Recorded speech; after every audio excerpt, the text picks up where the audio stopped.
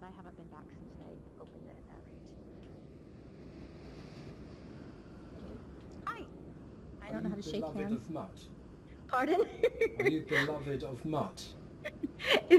Not personally, no, but I'm Oh. Bethany, I'm the tour guide. Oh, I thought you'd know about mutt. Mary Moot, you mean? Yeah. Nefertari Mary Moot, yeah. Yes.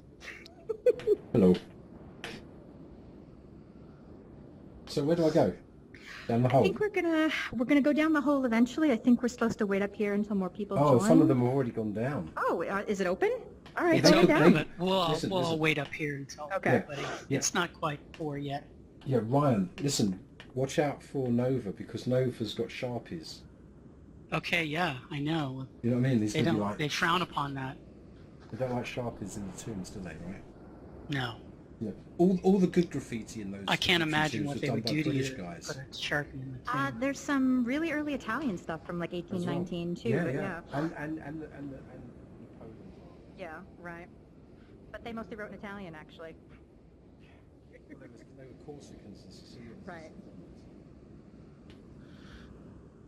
Whoa. Or you can do a whole tour of the Valley of the Kings just Ah. playing Spot the Graffiti. There's weapons allowed in the tomb? That just seems wrong. Hello. He's not been nice today. What? I'm never nice to you. You get confused if I was nice. By the way, I've got my Vive on, as you can see. You know, because it's a virtual tour, so I thought I'd bring the Vive with me on the tour. And the great thing is it stops you getting any of those weird, like, curse-causing Egyptian Spores or- fungi yeah. spores. Yeah. Really? Yeah. Yeah. Well, after a week in Egypt, you will have a really bad cough no matter what you do. Is that true? Yeah. The air in Cairo and the air in the tombs, it's not great. I was Is that pretty because is that because of silicates or anthrax? Neither. It's usually just a lot of bacterial and Ooh. heavy, okay. sort of heavy air pollution in the cities and mold and spores in the tombs. It's really humid. If we were really going down there in the Valley of the Queens, it would be about 95 degrees Fahrenheit and 80% humidity. Oh, Yeah, that's why. pretty That's pretty much like my office. Probably. Depending on what time of year you go and how crowded the tombs are, I've nearly fainted in the bottom of a tomb I'm before. surprised. Is it humid because it's underground? It's just from modern tourist breathing. Oh my God! Yeah. The humidity just builds, right? Right, and they've But occasionally had isn't that tubes in- damaging the plaster and everything? Extremely, yes. So with the Is tomb of it- Nefertari, she's so valuable that they've officially limited to only 100 tourists a day. And Right. they installed an air filtration system, Yeah. and they're trying to... Isn't that because the humidity causes salts to leach out of the limestone and stuff? Exactly, and it also causes a buildup of bacterial and fungal, like molds on the walls. Which that then also discolor everything. And they discolor things. They detach whole portions of the plaster. You'll have walls just fall Yeah. down, or the And- surface of the walls. does that affect specific colours? Interesting. Sometimes the blues and the greens are made more out of metals, like copper base. Yeah, so they tend to be avoided because the copper stuff would be avoided by the bacteria, right? Right. It tends to discolor over time and turn a sort of general blue-green, no matter what the original hue was. But Right, it's yeah. it's fairly stable. Right. The reds and yellows are usually more ochre-based, and so they're kind of inert. They're natural colors. It depends on what they used as glue to stick them to the wall. Yeah, if yeah, they yeah. used Yeah. animal 'Cause- fats or Yeah. eggs.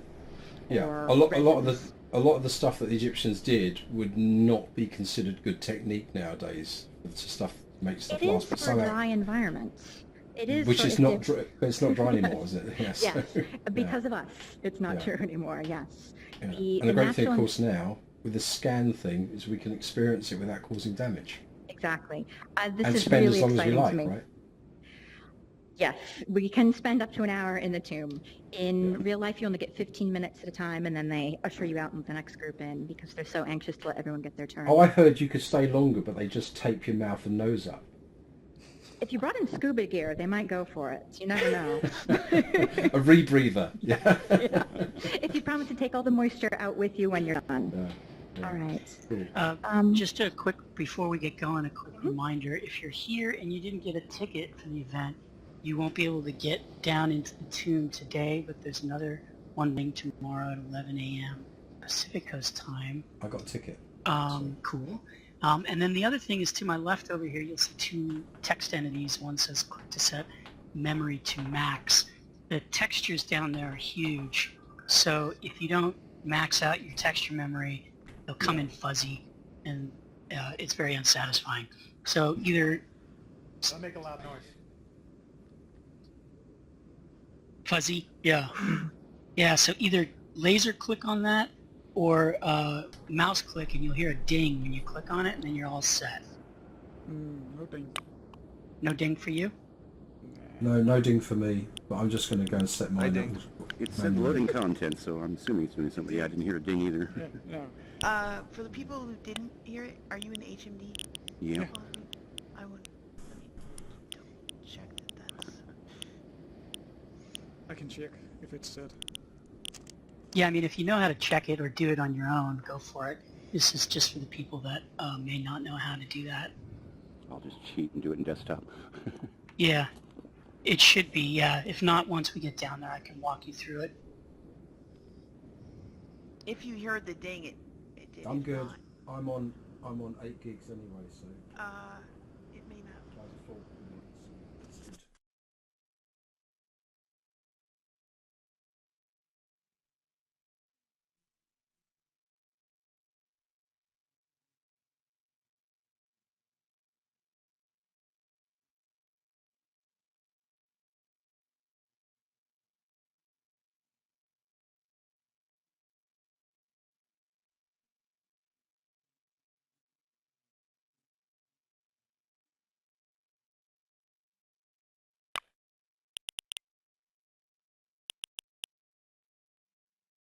Really see it, you know. What? Your eye goes straight to it, you know, so... What is this? All right. This is Okay, I online? think I didn't even it know should that. work in HMD as well now. All right. I'm going to try to move slightly out of the way. Oh, what, the click thing? Yeah, I think it was only set to work in desktop. Hey, Yeah, no ding. And I'm still working on the... Oh, you'd have to reload the scripts, though. Hello. oh, my arm is broken. And then I'm hello? still working on the one that's Hi. default. I literally just got this. This is so Yeah, cool. yeah, it takes a while to load. Okay. You need to set your graphics memory to max as well. Where do I do that?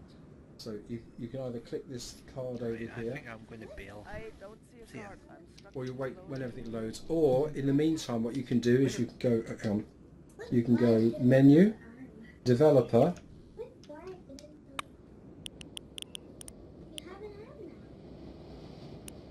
tell me when you're there, Yeah. render, Render.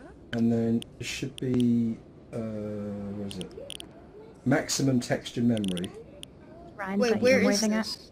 Max. Where is I'm this? over here. Okay, so you need to Oh, activate. menu? Oh. Yeah, you need to activate your developer Oh, I menu. am. Which one's Ryan? Make sure I that's can't on. tell. Let me put my avatar on. Hold on. God. Okay. And There we go. am I crushing? Oh, hi. Get this That's person obviously out of you. my face. What is going on? Yeah, I but she can't can't. see. But if you can move, that's fine. But she can't move at the minute because nothing's loaded. yes, Oh, she's now I moving. can. Oh, wait, now. so- can move. There Hey, you go. So Ryan? where do I go? Yeah. Where do I go? No, just out of curiosity, this is Okay, I so assume you guys are the same menu. developers who did the Nefertarti tomb experience on the Oculus as well. No, this is a different, I don't see developers. Oh, okay, just yeah, curious. this is a different gentleman. He's from Russia, and he did this with a group of other Okay, enthusiasts. hold on. Oh, yeah, I downloaded the Oculus one, just haven't had a chance to check it yet, so you'll be my first chance. This will be great. Gosh. My arm keeps breaking. All right, I think this is Okay. probably the group what I we've got. turned on So, Bethany, we can developer probably menu. take people Okay, down now there. go menu. And I'll stick developer. around up here just in case we get a couple stragglers. You Oh, see my that? God. Just Okay. get our graphics Yeah. set up. The menu. Are you okay, developer, Chaos? Are you all render, set up? And then go down to where it says max Gosh, my arms maximum, keep I breaking. set those to work in Maximum texture HMD memory. also, but they and may set not that to the reload most scripts, of your so it card, wasn't which working. is probably the last one at the bottom. So I got the automatic. Sorry, I got myself muted here. Hi, how's it going? Where am I looking? Oh, I'm looking. That's the one you want, Chaos. Should I head on down? You want the Yeah, maximum head on down number that there. your All right, weapons anyone roll. who's ready, Right. come on and follow me into the I have tomb. no Right down the idea what bottom my of the list. weapons The are. bottom of the list. Yeah, go follow Bethany. It's not going Who's to first. There's actually no who's going to be the ever teacher occurred today. in the traditional got sense it. with Where the do I go? tomb. I don't. Yeah, Becky, you're on the Render? list. You can go. And then max I didn't know if there were like memory get one. about halfway down the list. Oh, okay. Found it. Yeah, and then just choose the biggest number of... The rock-cut stairs going down into the valley. So welcome to the Valley of the Queens. As you approach through this doorway, you are entering the gateway to the underworld. Ooh. The underworld, as the Egyptians thought of it, was neither under nor its own separate world. It was part of the universe we live in, and it was often represented as if existing inside the sky itself. The idea is at the end of the evening, when the sun goes below the western horizon, it is swallowed by the sky goddess and travels through her body at night and is born again in the east every morning. And so lots of the imagery we will see here is of the sun resting between two hills, sinking down into the horizon. That symbol is called the Akhet. It usually represents the western horizon where the sun goes when it dies, but that's where we go when we die. We enter the afterlife, the magical world inside the body of Newt or deep under the earth, however you want to envision it. It's a travel the sun goes through before it's born again in this never-ending cycle. So all over the tomb, you'll see pictures of, oh, there we go again, the sun between two hills. It actually exists right up here in the first doorway on the ceiling. It happens a lot. There's lots of solar imagery to represent rebirth. Sorry, this. So here we are in what is called the antechamber or vestibule of Nefertari's tomb. Let me tell you a little bit about the model we're standing in first. Nefertari was buried in about 1255 BC, so 3,000 years ago.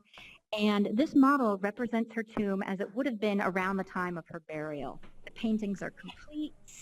They're starting to put things in all over the floor. They're starting to prepare it for her journey into the afterlife. But it's not as full as it would have been once she was buried here. I'm sure you've all, if you think of Egypt, you immediately think King Tutankhamun and all the wonderful, huge gold things that were in his tomb. That tomb was so full of gold, you couldn't even move around in it until they started to take the treasures out. In Nefertari's tomb, we don't know what she would have been supplied with in the afterlife, because when her tomb was discovered in modern times, 1905, it had been emptied and looted long, long before, probably only 100 years after she was buried. So all the things you see supplied around you are a guess at the kind of things she might have had. But they probably would have been made of very expensive materials, marbles, alabasters, gold, silver, that kind of thing. And they probably would have been nicer than King Tutankhamun's, to be honest. King Tutankhamun was a king, but he was a king that only reigned a couple of years. He was very young.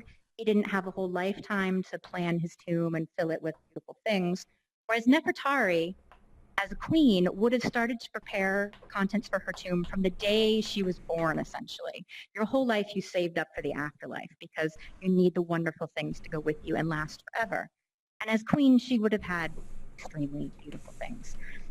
So this tomb, what we're going to focus on today is essentially the decorations around it and what they mean, because these are intact, we can see them, and we don't have to guess what's missing, like all the lovely gold things.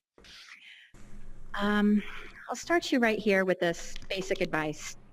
If you get lost in this tomb, the gods point the way out. So if you see gods on any of the walls, like right here, we got Osiris on the wall, he is facing towards the exit. Nefertari, the person in white here, the picture of the queen herself, she is entering the tomb, making her way down.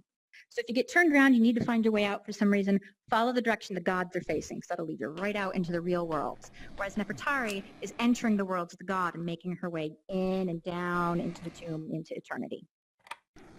All right, so let's start with this wall right here. This is Nefertari. As she would have looked in life, she's displayed as a queen.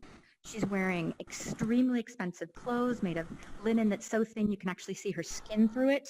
You see on her arms there's these stripes. Those are the folds of the linen, and you can still see the color of her skin through them. She's got a crown on, which is a vulture shaped, made of gold, and she's got a special set of 2 large feathers on top that show she's the great queen, the great royal wife, and she is essentially associated with the goddesses of motherhood at this point. Nefertari was the wife of Ramses II, who is one of the greatest kings of Egypt, the longest reigning, one of the richest, who conquered most of the known world, that kind of thing. What's funny is, although Nefertari was his favorite wife out of about 200, she was insanely powerful. She is shown right alongside him in all of his big war monuments, as if she's just as important as him in some cases. We know almost nothing about her personally. We don't know what her parents' names are. We don't know how she got into the royal family. All we know about her is essentially from this tomb, and it only says good things about her because it's to get her into the afterlife, to help her attain purity and the level of the gods themselves. So when we see Nefertari here, we see her name in a cartouche. A cartouche is just a rope ring that symbolizes eternity. It's a special way of writing the names of kings and in a few cases queens who are considered important enough. So here we have Nefertari's name, and it describes her as Nefertari Meritmut, which means the beautiful companion or the beautiful friend who is beloved of Mut, the mother goddess. So that's a pretty typical name. Girls were named after goddesses. You get names like the one who Hathor loves, or she who appears in the morning at the rising of the sun, that kind of thing. But nowhere do we have her parents' name, and that's kind of strange for an Egyptian tomb. Usually you'd put your mother and your father's name. Instead, in Nefertari's tomb, whenever it says daughter of, it'll say daughter of Ma'at, the goddess Ma'at, who I think we can see, oh, she's down the stairs a bit. We'll see her in a bit. Ma'at wears a big feather on her head. She's the goddess of truth and justice. So rather than tell who Nefertari was in life in any of these tombs, we're describing her as she is in her perfect form after death when she joins the gods. All right, let's see, most of the people seem to be down here at this point. If anyone has any questions, please ask, because I'm going to try to run this tour based on your interests rather than just taking you through and showing you each painting. Yes? Did she have Marfan's disease? We don't know. There's a big debate whether King Tut's generation had Marfan's, and some of the DNA that's been tested on the royal mummies suggests they did. She's got the hands. By this point, this is about 150 years after King Tut's family, and they're a separate family. Right. She might be slightly related to them, but Ramses and the rest of the royal family took over from a general a couple of hundred years back. So they're not quite the same. But by now, the art has changed to include longer fingers and longer proportions, because that was considered beautiful at the time when the kings chose to be displayed like that. Hence so the Nefertari probably did not have Marfan syndrome. The other thing is, we have her husband's mummy. He's in beautiful shape. You can look him up in the Egyptian Museum. He lived to be 90 years old. He's perfectly preserved. He's very interesting. Go look him up. He looks like Mr. Burns from The Simpsons. He's got beautiful hands that you can see. But Nefertari we don't have. It's possible when they excavated her tomb, they found a little bit of a mummy, about this much from the legs. And they think it's her. But when her tomb was raided and looted in antiquity, they tore apart the mummy looking for jewelry. And so we don't know what she looked like. We don't really have her face, her body anymore. We only have the depictions of her in the tomb. But every time she shows up, whether in this tomb or in other texts all throughout Egypt, she is described as the most beautiful woman who ever lived. She was famous throughout history long after her death as being extremely beautiful. And the details of the paint in it really sometimes give her really interesting detail on her face. They take the time, let's walk up here. They take the time to actually paint this curve of her cheeks so you can see how blushy it is. Most Egyptian art's painted with very flat blocks of color, almost like a coloring book. But here they bother to give her shading on her round cheeks and her nose. They also show these lines on her neck, which some of the goddesses have as well. And those lines, those appear on actual humans. That's not just an artistic convention. But to the Egyptians, it was a sign of beauty and sensuality to have lines around your neck like that. Whereas today, they're considered something you need to smooth out your makeup to cover. So it's an interesting idea of the standards of beauty. We don't know what she looked like in terms of skin color. She is interestingly depicted as fairly tan, fairly dark-skinned compared to most Egyptian women depictions. If you look around the tomb at the goddesses, like right back here on this wall, you see goddesses are usually painted as yellow, paler skinned, and gods and men are usually painted sort of reddish brown. That's a very ancient tradition, even for the Egyptians, to show it basically seems to have come from the idea that men work outside and women are in the house, so they stay paler. But over time, Egyptians played with these conventions in their art, and you see Nefertari is quite dark in some. Now, we don't know genetically, culturally, ethnically what she would have been. It's possible her parents were Nubians. There were lots of Nubians living in Egypt, what we would consider sub-Saharan African people today.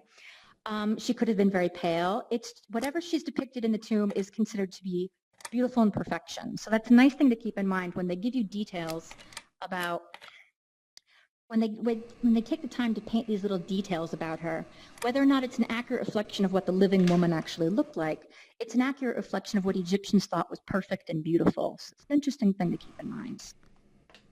All right, let's see if I can turn. Yeah. So right here at the very front of her tomb, when you come in, there's this little scene here that's very interesting, and it doesn't appear in a lot of other tombs. It's a scene of Nefertari playing a board game. And it's essentially the Egyptian board game of the game of life. It's the idea of you take your peg through the course to get to the afterlife. And along the way, you take up skills of like beauty and perfection, and you have to pass through these different houses. It's a game that people really played in real life called Senate. It's just sort of a luck game. You throw, not dice, but you throw counting sticks to see how many squares you move. But it's shown in her tomb at the start as a metaphor for the journey of making it through the tomb. You have to go through all these different steps to get down into the tomb where she's buried and reborn. And so she starts out with this little almost joke about her journey. Here she is making the journey, taking her first steps. Right next to her, is her soul depicted as a bird with her head on it. It's called a ba bird. It's one of the representations of the soul in Egypt. It represents how souls can travel, they can fly.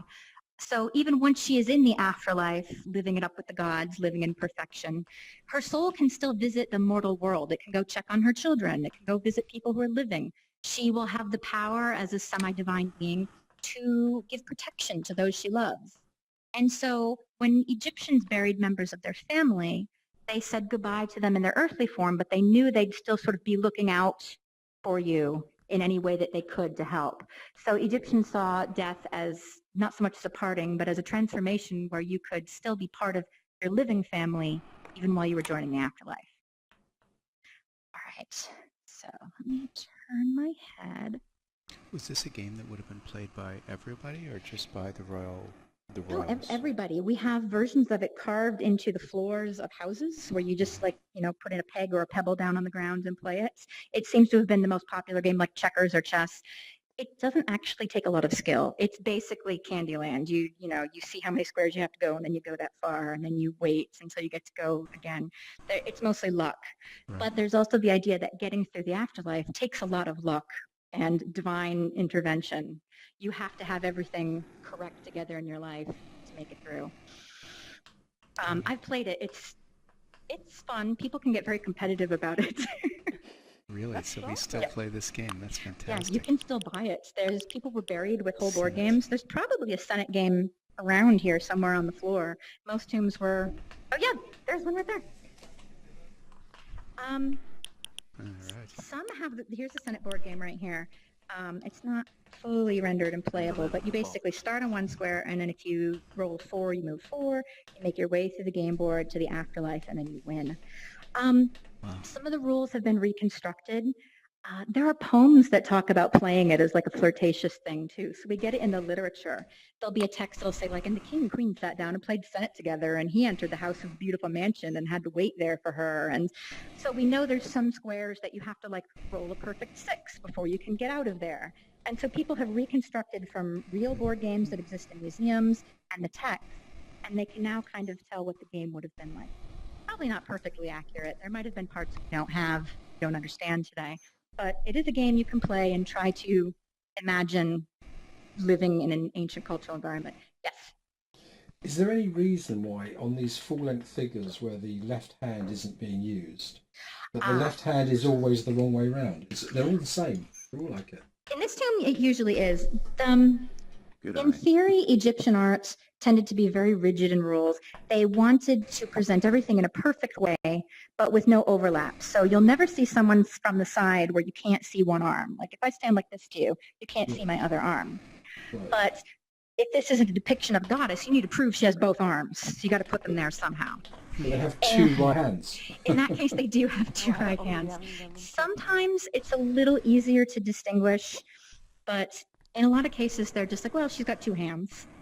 And it's not really depicting a palm up versus a palm down. So it can be a little hard to tell. Right. That does make it flexible so that if they have to be holding something, they can hold with both hands.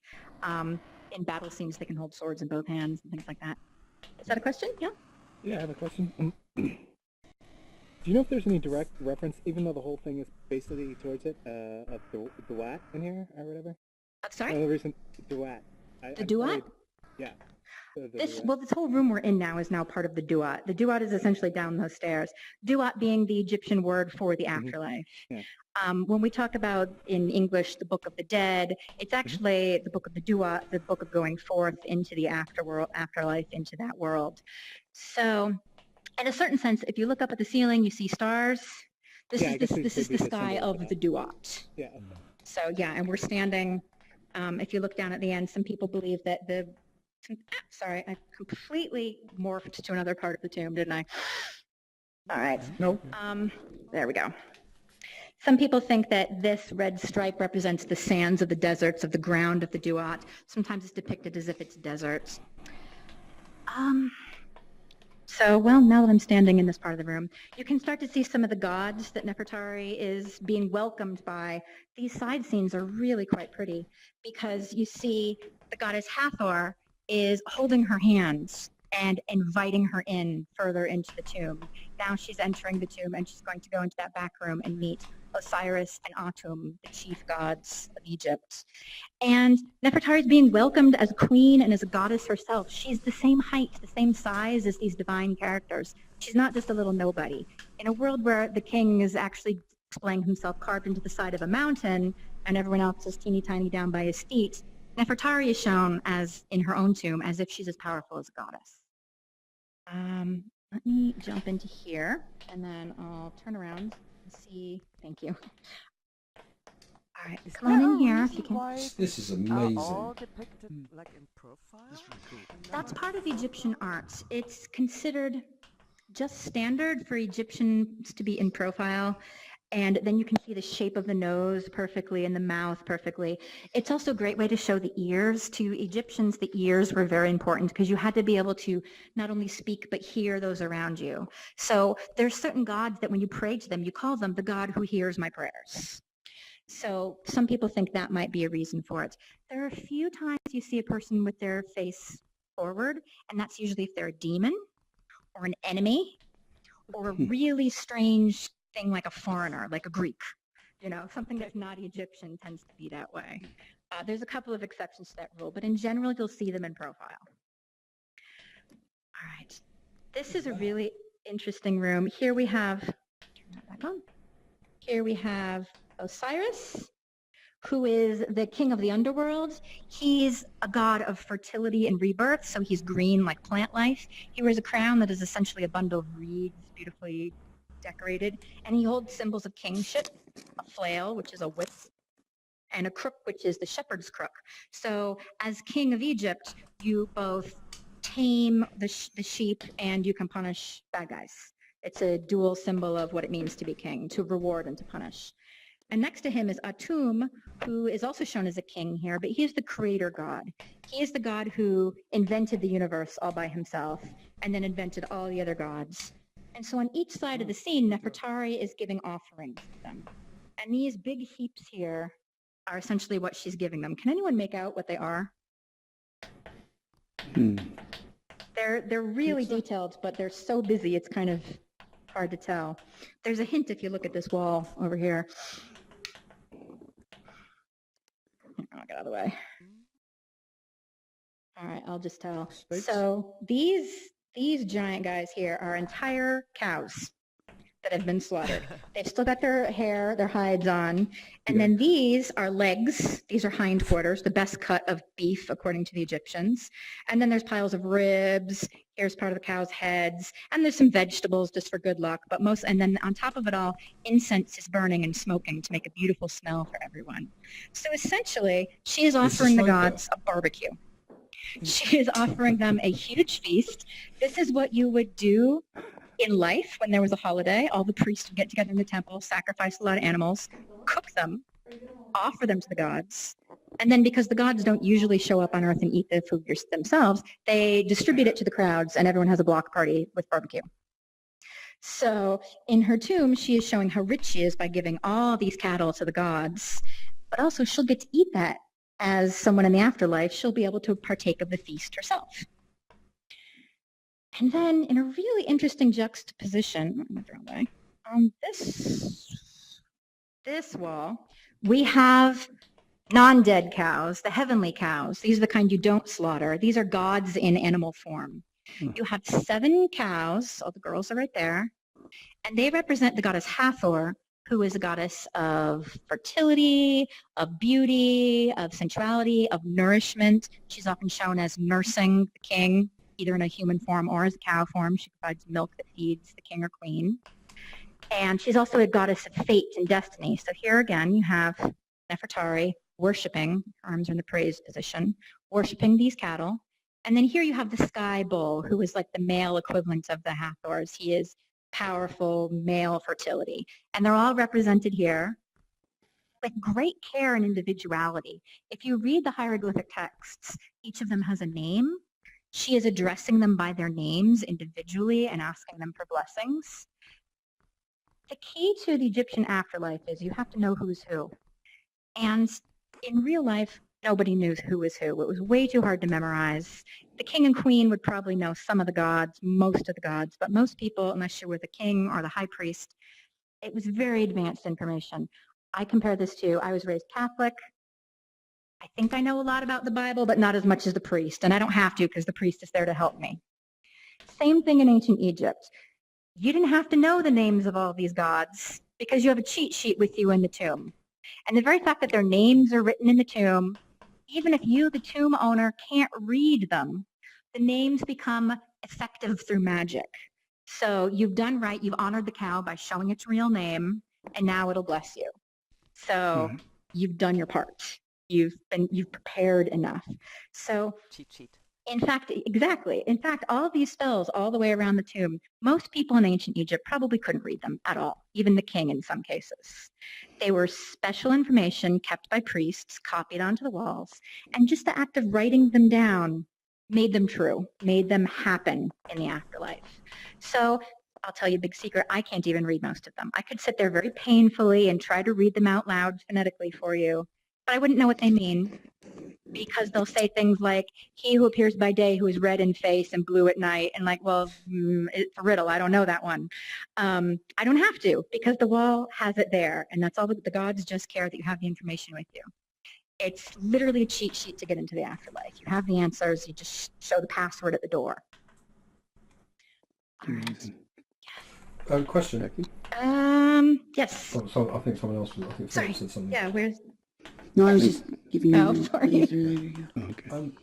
It's interesting with the depictions of the cattle. Right? First off, you're saying they're female, but they've got these big horns. These are female. Yeah, they have udders. But his interest, but they've also got male horns, right? Well, actually, the male has a different style horn. Right, but the horns, the head, that part is facing to the right, and the face is facing forwards. Yes, their heads are in profile and their horns are not. It's, again, part of the idea of Egyptian artists to get as many important parts in there visible as possible. Yeah. So you can't just show... They're really good depictions, aren't they? Aren't they pretty? Yeah. They've got really good details of the different colors of their hides and everything. This one's got some great shading on wrinkles on the neck. But yeah, they're... Probably the artist was like, really, oh no, I've got to do it this way. I can do it properly, but I've got to do it this way. Exactly. In fact, we have their sketches that they drew on like throwaway pieces of pottery, and they could do realistic things as well as any modern artist could. But this is the art you have to do for religion to make it work. This art has been compared to sort of cubism, the Picasso effect of, you know, I was you get just gonna say this is how a Picasso because select. yes, looks like a you have the formal head style. from one angle and the body from another angle, but it all sort of makes sense. You can interpret it. You can understand that's a cow. Look, it's got its horns. It's got 4 legs. It looks like a cow. If The anyone, style's great. aren't they beautiful? Yeah, they're really, really fantastic. And in some of the earlier tombs, like during the Pyramid Age, 2,000 years before this, they're a little bit more free with the details. Sometimes you'll see cows eating grass or calling to their babies, or even little babies scratching themselves behind the ear with the hind foot. And you get a lot of variety in Egyptian art. But in a tomb like this, of utmost importance to getting the queen safely to the afterlife, they tend to be more strict with the rules and play by the book a bit. All right, I'm going to move on to the staircase because we've got So the cool, entire isn't it? duo Guys, this to is get beautiful, to. isn't it? Got it walking. It really feels really hot and close in here as well, doesn't it? Yeah. This tomb would be extremely humid if we were actually in it. We would have been kicked out by now for putting out too much air and molding up the walls. Bethany, do you want another laser pointer? Becky can give it to you. Do you see it in your hand? I got it. Is that showing up at all? Oh, does everybody see? Does No, everybody I don't not see That's it. not it. Is that it? It was working Okay, before. I'm sorry. That's our Right fault. behind I you. dropped it. Okay. Isn't this cool? All right, I'll do my This is best to amazing. point broadly then. Sorry about that. Here you go. I have it. You have it? And she's Can you see it? She's really good. Yeah. Who's got the laser pointer? Here. Oh, sorry. All right, let me see if I can actually. Grab it. There you go. Now I it's did it. You got it. You got Yeah. it. Just That's a our- time that's check, our- Bethany. You're at Yes. 4:30, so you got about 30 minutes Great. left. That's perfect. Yep. So this part of the tomb, all right, I can turn it down. Go down the staircase. You really see they filled up every inch of the tomb they could with decoration. So even though this is just a staircase going down to the burial chamber, they made sure to put goddesses welcoming her at every scene. Here we have on the walls, Nefertari is offering pots of beer, essentially, to all of these goddesses. And we have Hathor, the cow goddess, who has the sun sitting between her crowns, between her horns as her crown.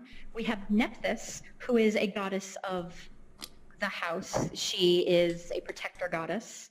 And exactly opposite her, we usually have her, no, not in this tomb, we have the other goddess opposite her. Interesting. Sorry about that. Nephthys is usually paired with Isis, but in this part they have paired her with Selket, who is the scorpion goddess. Lots of the goddesses, and gods for that matter, take the forms of very dangerous animals. There's hippopotamus gods, there's lots of snake gods, there's lots of poisonous animal gods. The idea is they're dangerous because they have power, but they're not cruel or mean or, evil. They have power, and so we need to treat them with respect, because then they will use that power to help us. So if you see, most of the goddesses have little snakes hanging, there's snakes everywhere, all over the tomb. Snakes are incredibly dangerous in Egypt. They can kill you within 20 minutes, but that's because they have so much power. Cobras in ancient Egypt are described as spitting fire out of their mouth, and literally the venom is shown as fire. The sun spits fire. The goddesses all have this power of poison and death, but they can also use it to heal you, to protect you, to do magic. So they have a lot of powers with these strange qualities. Further down in the tomb, you'll see a lioness goddess with snakes coming out of her head. Just give her extra special powers to make her seem that much more foreboding. All right, so here we have some snake goddesses in pure snake form, although they have nice wings. Wings tend to mean they're spread in protection. So when you're in these tombs and you see the goddesses praising and with their wings stretched out, like this one right here, that means they're welcoming you into a giant hug of protection, essentially. So we have a snake goddess here protecting her name in the cartouche. And this right here over the heavens is the goddess Ma'at. She has a feather, which is basically the word Ma'at in hieroglyphs. Ma'at is justice, it's balance, it's order, it's truth. It's all of those positive qualities. And Egyptians were very much about balance, symmetry, keeping the world in order. And in this text right here, it specifically says, these are the gifts that are given to the daughter of Ma'at, Nefertari. It doesn't give real parents' names at all. It gives the daughter of Ma'at. So once we get into this part of the tomb where Nefertari was actually buried, She is safe in the underworld, welcomed by the gods and all these different spirits. The walls all around have guardians on them that guard the gateways into the afterlife. And each text says the guardian's name and the secret password to get through. So again, it's cheat sheet all the way around the wall. Everything you look at, if you stood there and read it and said it out loud, I'm not going to, it's the password how to get through. So come on in and explore. Yes, sorry. Yes. Are the goddesses topless? Sometimes. It's tricky. They, again, with Egyptian art, they probably wore dresses that started here, sort of sheath dresses below, but then they also had straps. And if you see a statue of the goddesses wearing these dresses, the straps cover the breasts. But since we're doing this sideways art, the breast tends to stick out the side so that you know they have breasts. Occasionally you can see Nefertaris too, I believe, but it's not quite as common. Women and children children went completely naked in ancient Egypt. It was just too hot. You didn't have to wear clothes. And breasts were never considered something you really had to hide. They were considered fertility and power in their own right. So yeah, you can probably see the goddess breast a lot in this tomb. I sorry. have a question about the cartouche. Yes. It seems to be written in at least 2 different ways. Spelled differently, you mean? Yeah, well, the order of the components is different in some of them. Yes. Is it true on this one too? Let's see. So in this one, it starts with the name Mut, essentially. So she has 2 official names. She has the Nefertari name and then the Merit Mut name, which is like her first. These 2 symbols here are sometimes transposed. Right. It might be because sometimes you read I'm going to keep these in both hands. Sometimes you read hieroglyphs going left to right, and sometimes you read them right to left. Yeah.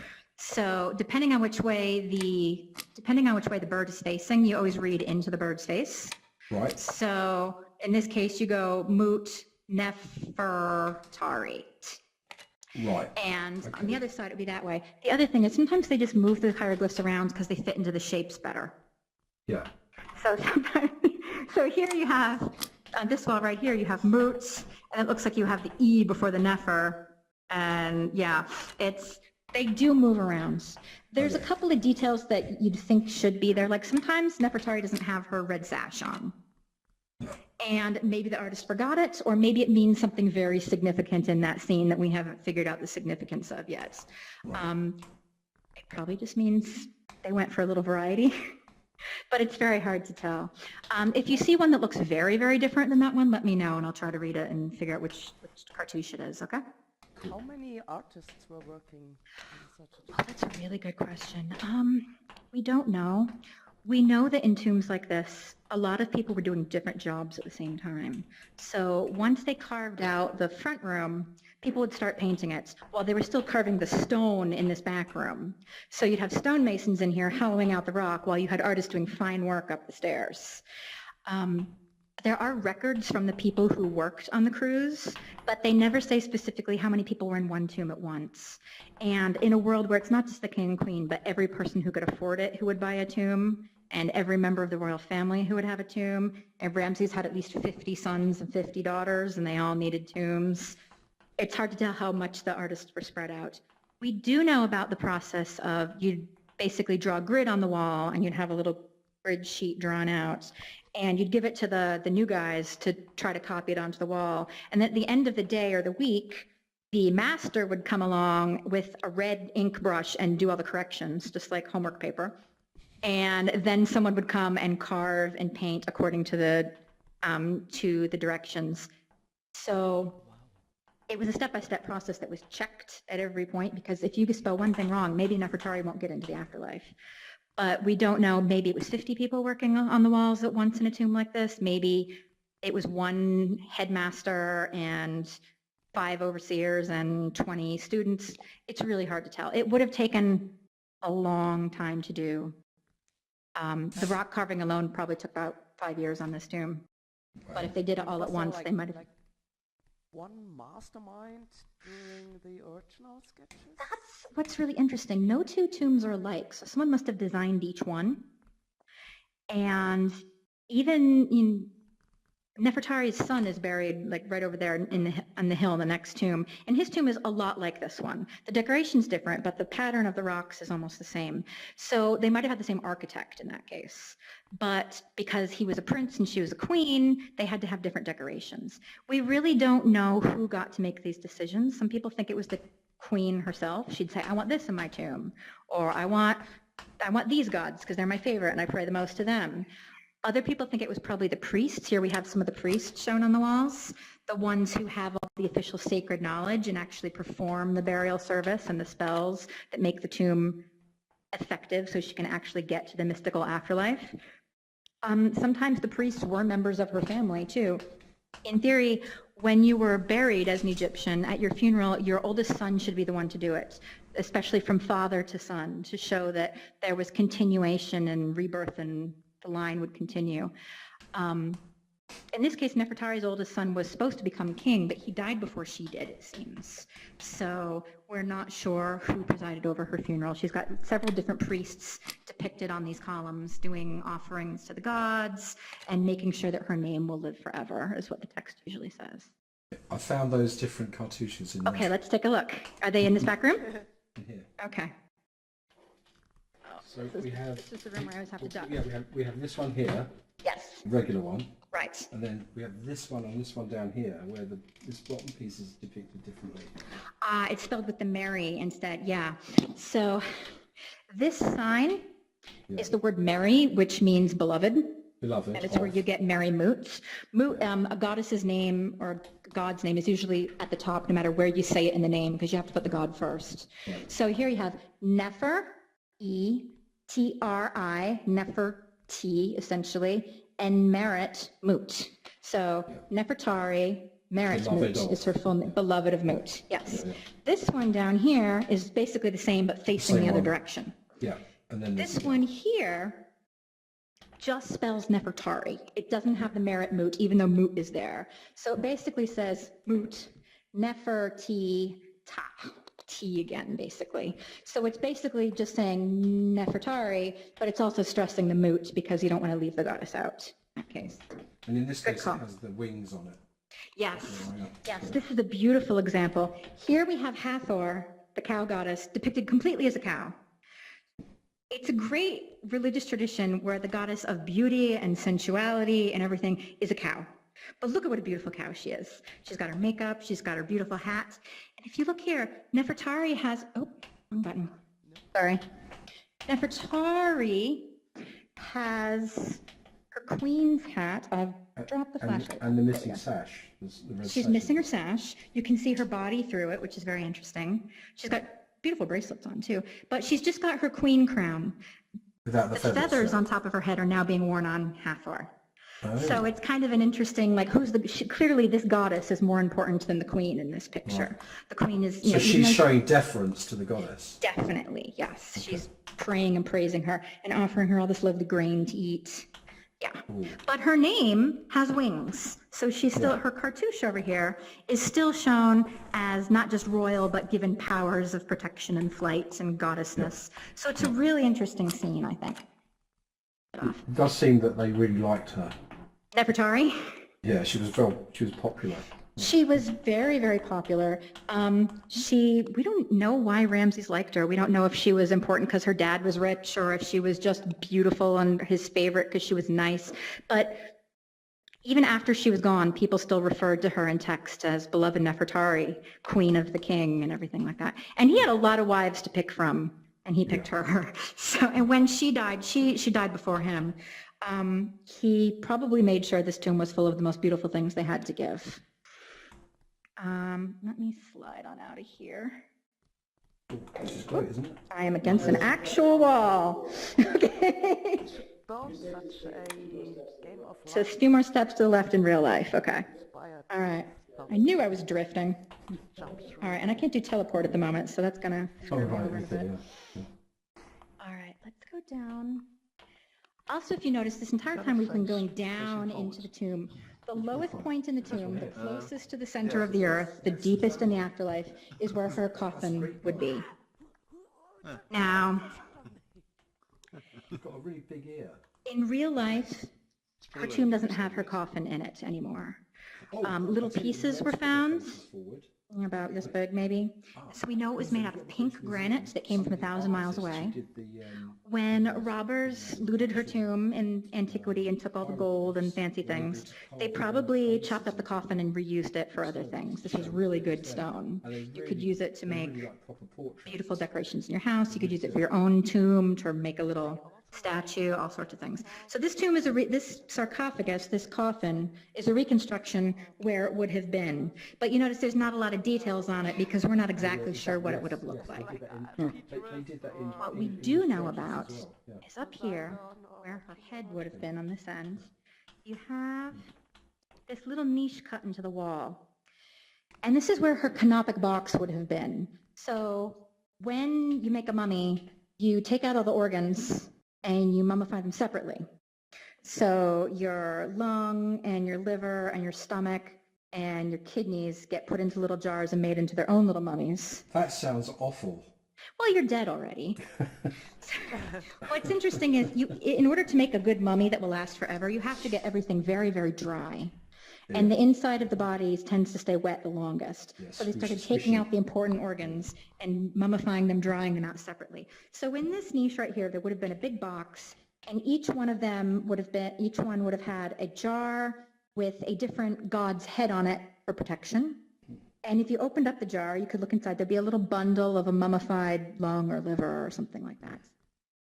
But didn't they just like throw the brains away? They did throw the brain away, yes. What's really interesting is Egyptians knew so much about how the body worked.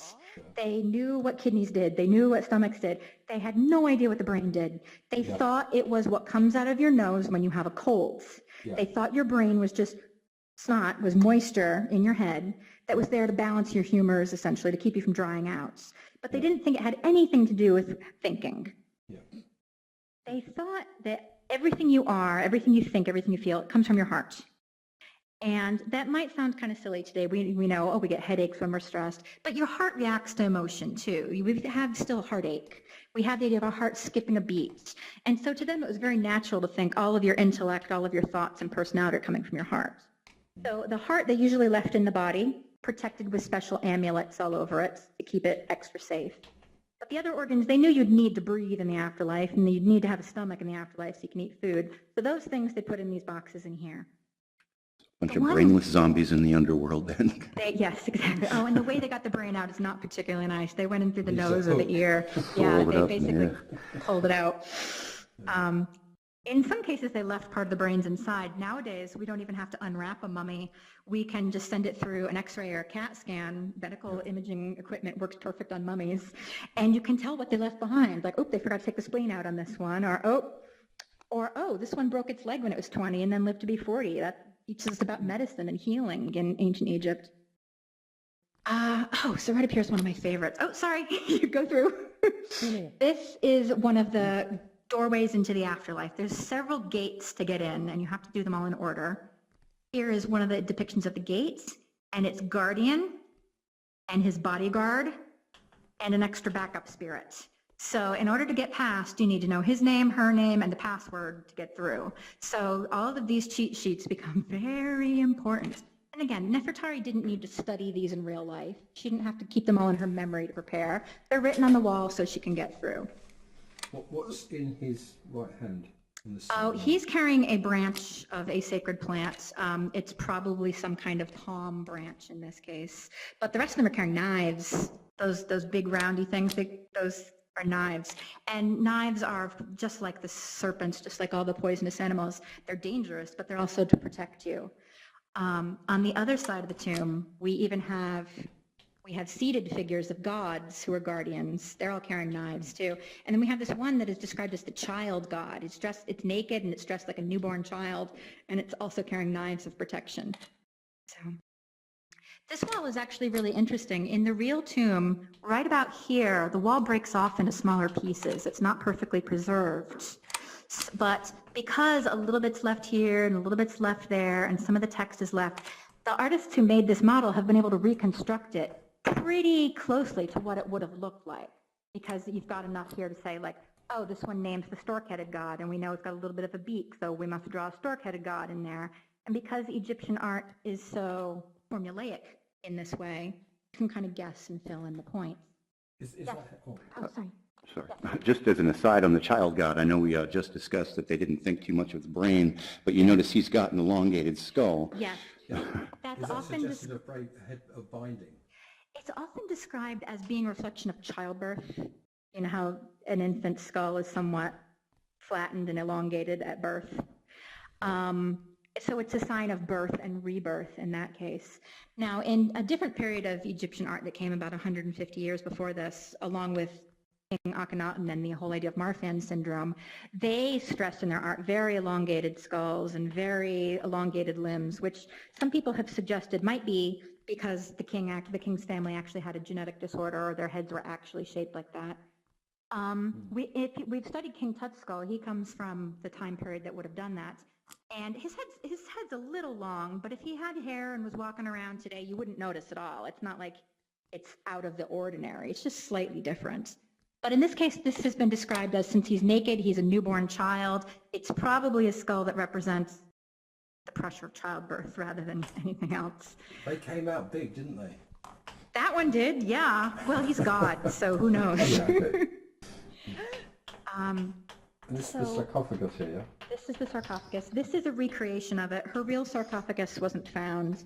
We've got a few fragments of it about this big, but it was probably chopped up and reused as stone in antiquity. One more detail. You're welcome to look in this back room if you like, but this is a really interesting case of, in the actual tomb of Nefertari, almost no plaster decoration was left in this back room. So the artist has done here is recreate scenes from other tombs and fill in Nefertari's name and try to recreate what might have been on those back scenes, but there's really no telling what was back there. And if you notice, the floor goes up. It's not as low down as the coffin is back there. So it's not quite as important. We might think, since it's the very back of the tomb, it might be the most important part. But really, the most important part is right down here in the middle, the lowest point, where Nefertari is buried forever under the sky between all these pillars. So I do like the art in here. It's really interesting and comparable from the other tombs, but it's very hard to tell. Sorry? She was a redhead. In that tomb, yeah. There's, I can't quite get in. You need to use the avatar app in your tablet. Oh, I have no idea how to do that. So, okay, so... Can you scale me? Are you using an Oculus go ahead. Revive? All right, my hands are no longer my own. Okay. It's in the avatar app, you said? I've been looking for it too. Yeah, so in the No, avatar oh, sorry, I just want to make sure that I'm not walking into you. At the top right, you've got settings, a little tiny burger icon. Okay. And then you can set Remember to your hit avatar save. That's much better. Thank you. Okay, ooh, Been all wondering right. that was hiding. There you I go. like that. This is so good.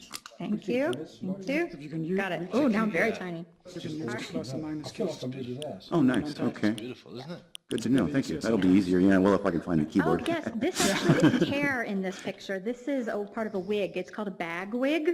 Sometimes they just sort of throw on a kerchief and tie their hair back. And in this case, when you see the hair rounded like that, it's meant to be wig with cloth instead of hair. In most other places, you'll see red hair. What's interesting is if you look at the mummy of Ramses II, her husband, he does have red hair. His hair is ginger. Yeah. And there's a big debate whether or not he was dyeing it because he was 90 years old and his hair is still ginger. Amazing he had any at that point. He did. He has quite a bit of hair, actually. But we're not sure if he was naturally redhead and then dyed it as he got older, or if he dyed it all the time, or if they dyed it as part of mummification, because red is a really powerful color. You'll see it all around the tomb. It represents blood and power and life and the sun. Maybe they just dyed his hair for his funeral. But it's also, they're genetic testing the mummies now. First they tested to see how they were related, then they tested them for health, and now they're starting to run possible ethnic markers and things. It's quite possible he had naturally red hair. Is that Maybe under not the direction of Dr. Hawass? It's not anymore. Dr. Hawass worked on that at the time. The interesting thing is the royal mummies are very controversial because they represent Egypt. You know, everyone wants to know, what did the Egyptian kings look like? But the Egyptian kings were a very small, weird population in the rest of Egypt. Yeah. So it's hard to say how much they reflected the rest of the Egyptian population. If you Some walked people think around some of Egypt, them were like Ethiopians and stuff, right? some of them certainly could be. It seems that Akhenaten's mother was from Sudan. When she's depicted in natural art, she's very, very dark. We have her parents' mummies. They have Nubian names. They could be. But there's also people who are intermarrying with Syrians. There's people who are intermarrying with Libyans and from all over. So it's very hard to tell. The mummies that we're genetically testing are one family, and they're the royal family, but they're not necessarily representative of all of Egypt either. But everyone wants them to be like, oh, if we can prove this mummy is white, then the Egyptian kings must have been white. It's like, well, no, maybe just this one was, and then the rest of the family, you know, it gets tricky. I sincerely doubt they had a lot of European ancestry at this point. They Question. were probably, sorry. Yeah. Where are we going? Over here. All the Hollywood movies, Yes. every one of these tombs, they're always booby-trapped. Were real tombs booby-trapped with secret levers and things, ever? Not with... Or is that just fiction? They weren't booby-trapped with actual things that could slide down and kill you. However, they did have a couple of features that made them really interesting. Number one, the entryways, every door had been blocked with a huge slab of stone.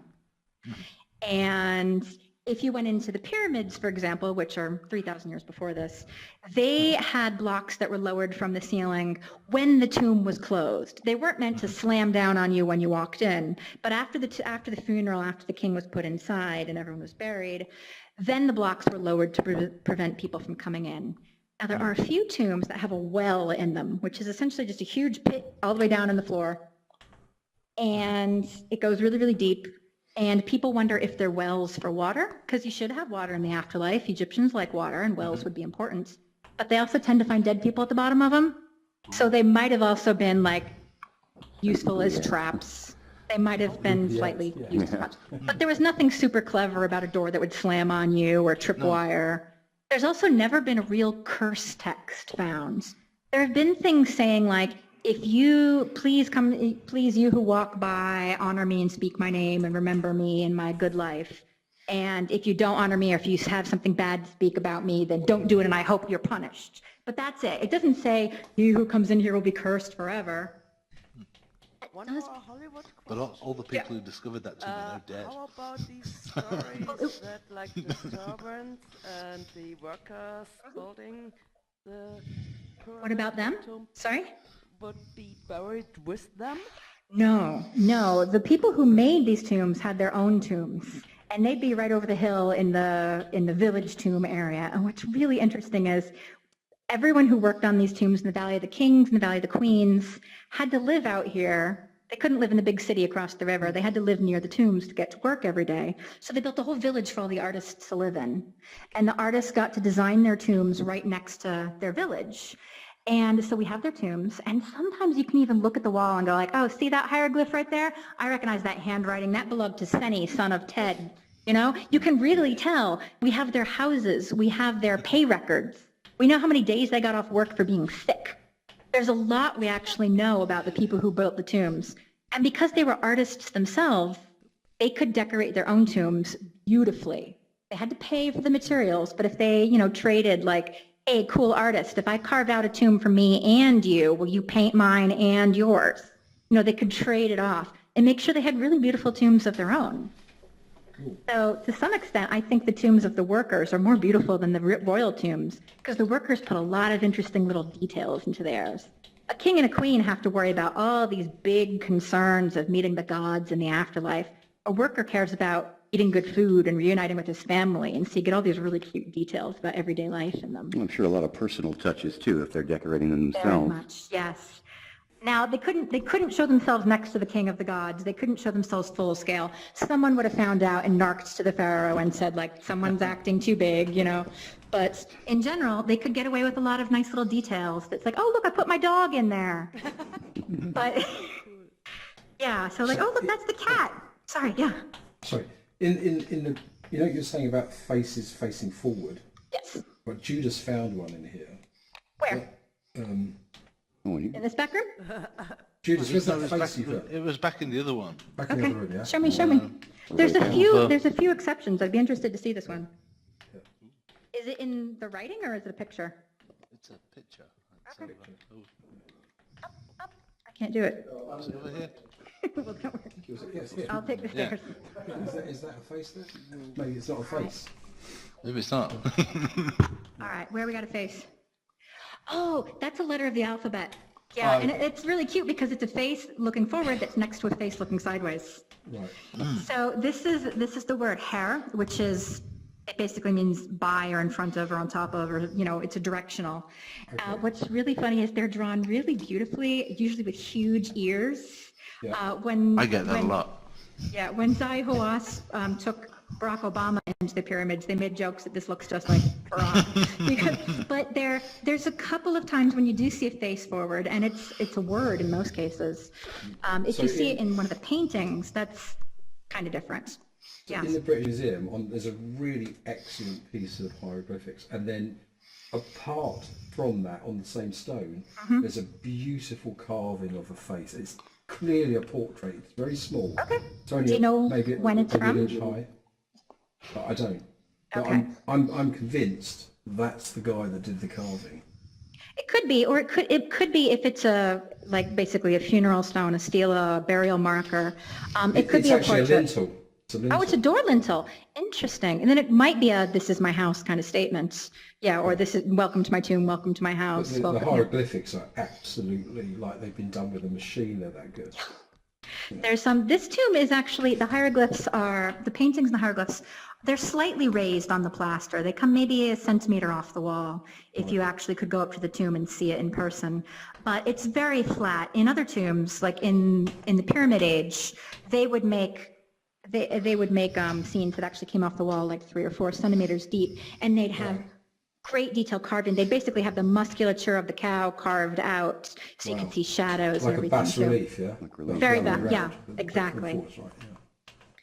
Wow. Oh, I did want to take you.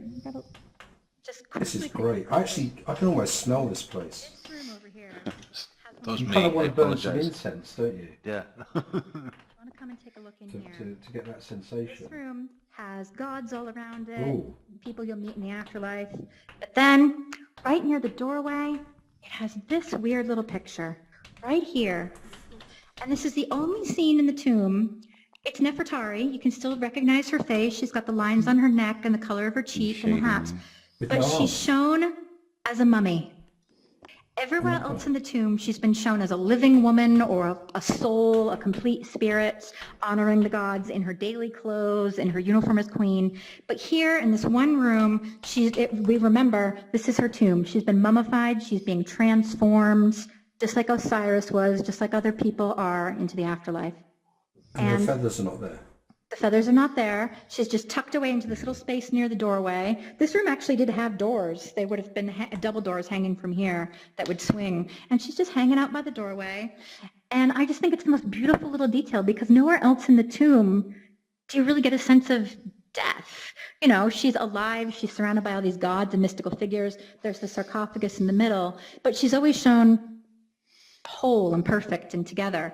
And just this little picture of her here and the bobbered little soul with her head on it at the front reminds you that this is very complex. You have to be transformed from life into death. You have to go through all these different steps, and becoming a mummy was part of it. So what does the writing say there? The text here says,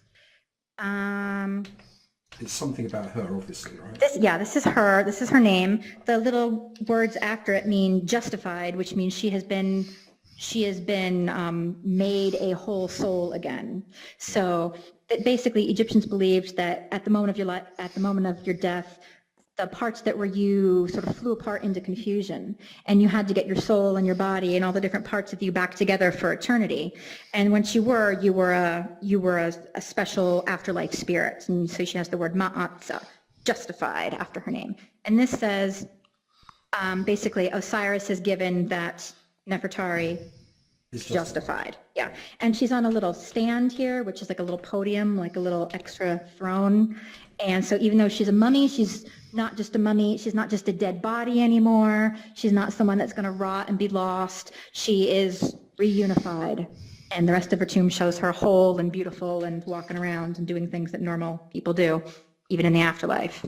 I just think that's one of the most beautiful details in the whole tomb. And the rest of the walls talk about the gifts that Osiris has given her and calls her beautiful and in balance with the truth and things like that all around the walls. On the cartouche to the right of the feather, there's a thing that looks like a guitar. Yeah.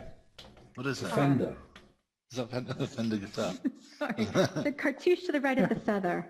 That does There's not like narrow. In the cartouche. Oh, in the There's a cartouche. feather. Oh, To the yes. left of the feather, That is it the looks word like an nefer. instrument. That is the word beautiful. It looks like an And instrument. Like a lute or something. it does look like the sitar, basically. There's an idea that it's maybe the instrument was made to look like that as a pun. So this is a hieroglyph that existed long before we have evidence of the musical instrument, but we don't know which came first. Is music associated with beauty and that's why they write it like that? Or is the instrument made like that because it's beautiful and they want it to look like the word for beautiful? There's a lot of... Definitely the other way around, because there's a practical reason the instrument is that shape. So this suggests that these things existed. Right. And But of there's course, also... wood is not preserved, right? Right. In those Sometimes things, we have a few. Like here we have the ankh, the typical symbol for life, which we've had forever. It's described as the strap of your sandals. So if you're looking down at your foot, this is where your ankle goes, and this is the cross strap, and then your toes, your big toe and your next toe go between here. So Yeah, ankh is that's just... pushing it a bit. It actually, we have texts that call it that, so we know that that's what it is. But since ankh is also the word for life, and soul essentially in a certain way too, we know they made mirrors that look like that too. So you'd hold it like a hand mirror and look at yourself in the mirror and you'd see two of you, which is sort of double life or infinity life. So it became a pun in itself. The word for mirror is also written ankh. So if you wanted to say bring me my mirror, you'd say bring my ankh, even though this came first as a totally different word. Amazing, absolutely stunning. Egyptians love puns and jokes and things that are so hard. There's a really cool rabbit as well. Yeah, the rabbits rabbit? are nice. Yeah, lots of There's a rabbits rabbit in on this up that wall a bit. That's a hare, actually. Is it a hare? Oh yes, that's a word. That's wen or un. So it's part of the spelling of this word. There's a king who has one of the great pyramids at Saqqara named Wenis or Unis, and his name is spelled bird, squiggly line, and then feather. And it's just really cute because everywhere all over the wall you see all these little rabbits, and they're painted with great detail. Sometimes they paint each rabbit looking a little bit different than every other one. So is this a vulture with that whip thing? Yes, The yes. flail. It's a flail, right? Right, it's the flail. So this is Mut, the goddess, the vulture goddess who protects us. And we can tell it's a girl because this letter, when it's paired with a name, usually means this letter T. It's like it gives a feminine ending to thing. Like most girls' names nowadays end with a vowel. Girls' names in Egypt tended to end with a T or have a T in one of the major parts. So it's the sky vulture. It's the sky vulture and a flail. And you can see it's also talking about a goddess of the sky because there's a star written with it. Star, yeah. Hey, Bethany. Yeah. I hate to keep Okay. stop this. Everybody's having so much fun. They're going to start construction again next to you. So right. I didn't want the sound of that to All right. drown everybody So- out. But you'll be doing this again, and so I if anybody certainly will. here wants to take the tour again, I'm sure there'll be all sorts of new information. You can ask me questions. Absolutely. I Yeah. think When you Piper said should go on every construction tour. He's got great questions. I think it will be When different you said every single construction, I time. assumed the Egyptians were coming in and doing some more tunneling. Yes. It's pretty close to that, yeah, with power drills though. Well, thanks everybody for doing this and for, Thank you. for Oh, this is being so fantastic. well behaved. Yeah. Stroke, Thank you. absolute Thank you for stroke doing this, of man. genius. Thank you. Yeah, this is wonderful. Stroke of genius, Ryan. Bethany, thank you so much. And Thank what you, an Bethany. amazing job you did, especially this being your first time. Yeah, thank you for being patient when I walked into things, guys. Yeah, take the tour as many times as you want, whether it's me or Kylie who takes it. It's going to be different every time depending on questions. So, and let us know how we're doing. Yeah. This is fantastic. Thank you. Really enjoyed it. Thanks. Feel free to hang around. It's just you might hear noise. Yeah, I think I'm going to have to get out. I won't be able to talk. Oh, cool. We'll slowly learn to read all this stuff. Sure, go for it. We'll be here next. We'll be here next time. We'll look up there and go. I Don't forget love to tip that your joke. tip. Yeah. Just spend some time, see what you can learn, see what's balanced, who's paired with who in opposite directions on the walls. There's some, it usually follows some pretty interesting patterns if you can figure them out.